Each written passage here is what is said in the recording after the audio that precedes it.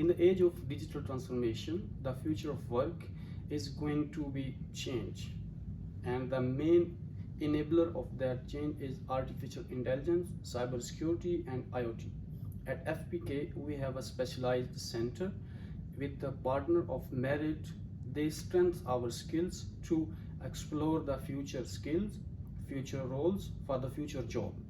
In the context of Merit, we prepared a comprehensive framework for the institutions so they can adopt that framework for the development of their curriculum and curriculum for the future program.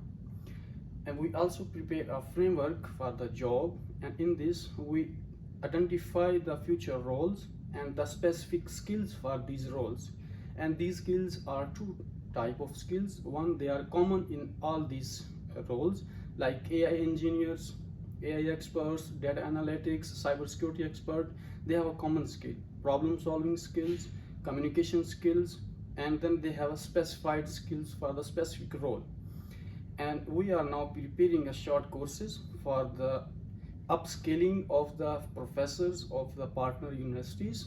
And in next year we are going to launch this master program, and before this we want to upscale our employees, and then they go for the upscaling of the future students in this program.